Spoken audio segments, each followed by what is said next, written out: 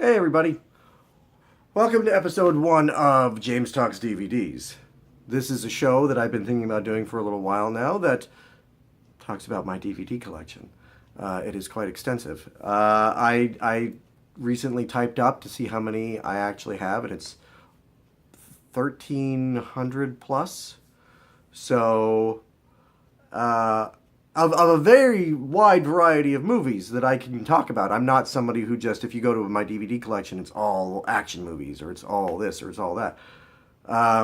So I thought it would be fun to kind of just do a show where a few times a week I pull a DVD out and I talk about a movie that I love, a movie that I like, or a movie that I hate and I own for some reason.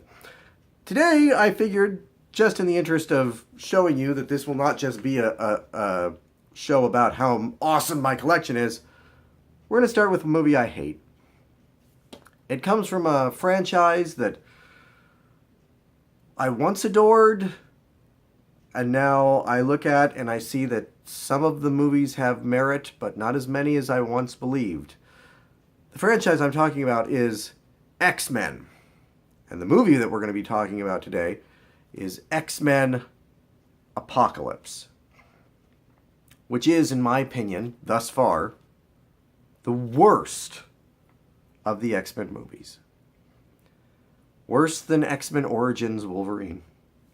Worse than X-Men The Last Stand. X-Men Apocalypse is a movie that nobody really likes, but people kind of shrug off as not that bad, which baffles me because this movie is awful. I honestly, I skipped it in the theater because it looked so, like, just, I remember just watching the trailer and going, this looks cheap and just stupid. And that surprised me because X-Men Days of Future Past had been such a good movie that I thought, okay, they're sort of back on track. They know what they're doing. Turns out, no. X-Men Apocalypse is set in the 1980s, following this weird continuity that started with X-Men First Class. The X-Men continuity in the entirety of the franchise is the worst continuity of any film franchise that I've ever seen. I mean, just try marathoning these movies. They make no sense when put together. Every movie contradicts every other movie. It's quite astonishing. And to me, the fact that X-Men Apocalypse contradicts so much of Days of Future Past is the real kind of mindfuck, because both made by Bryan Singer, only a couple years apart, you would think, okay, there was some sort of plan going into this. I don't think there was. I think that each of these movies is made with no thought given to what is going to happen later on down the line. So, set in the 1980s, even though all of the characters look like they're the exact same age they were in X-Men First Class, which is now 20 years prior, X-Men Apocalypse is about the ultimate X-Men villain, Apocalypse, who does not translate well to the big screen and into live action. Oscar Isaac, a very talented actor, plays Apocalypse and is sort of, I mean, everybody made the Ivan Ooze joke, but it's true. And there's a very low budget quality to this movie that makes it feel like a 90s Power Rangers episode. It's bizarre. I feel like they went so cheap on this movie. And I don't know if they did or not. I'm not sure what the budget was on this movie. I'm sure it was well over $150 million.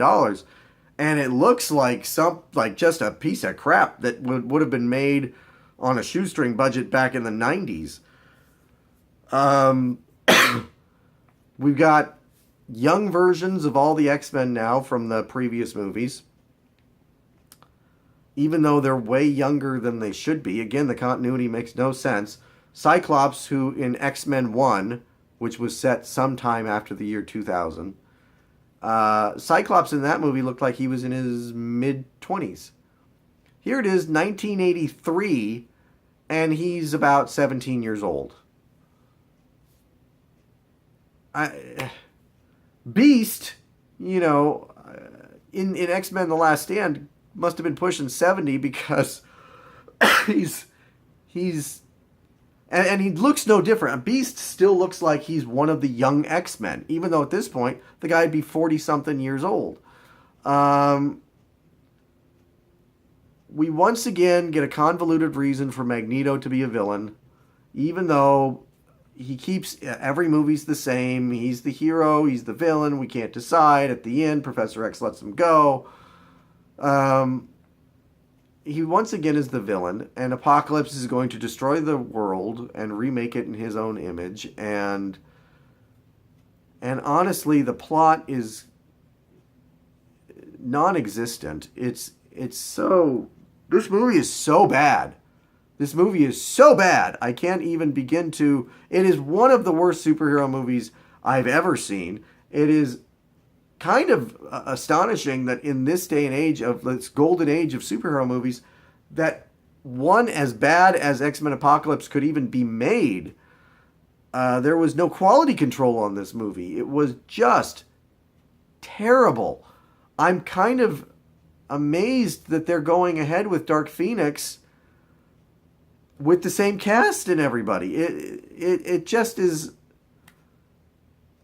I can't even begin to say how bad this movie is. The only reason that I own it is because I'm a completist, and I should let you know too that part of the show will be, this is not something I bought in the store. This cover was made for me. I bought a 6-disc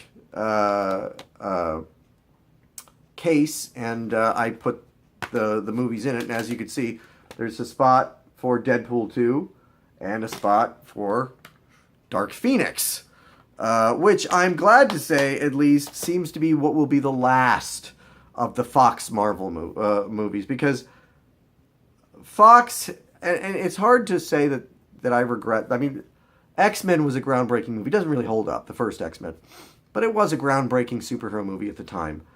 And there have been some amazing entries in this franchise, especially Deadpool and Logan.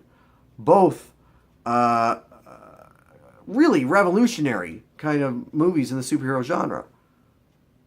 And then there's X-Men Apocalypse. And for X-Men Apocalypse to be right before Logan, which is it's a 9 out of 10 movie. I mean, it's a near masterpiece in not just in the superhero genre, but in movies in general.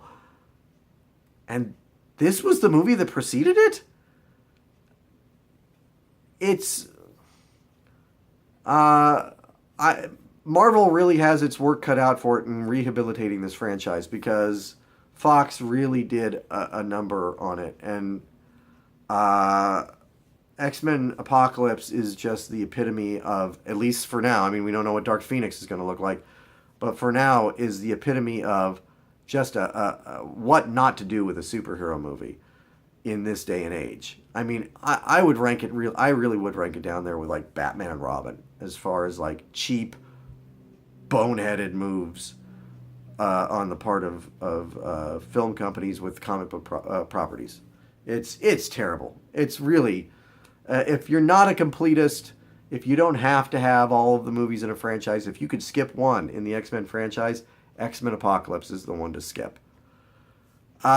Tomorrow, not tomorrow, I'll probably be doing these like every other day. So like Wednesday then, I guess. I will be doing a movie I like. Friday, I will be doing getting into controversial territory by taking on Star Wars Episode 8, The Last Jedi. So stay tuned for that. We'll see how this goes. If people like it, then I'll keep doing it. But thanks for watching. X-Men Apocalypse. Skip it. 1 out of 5 stars. Skip it. Terrible movie. Terrible movie.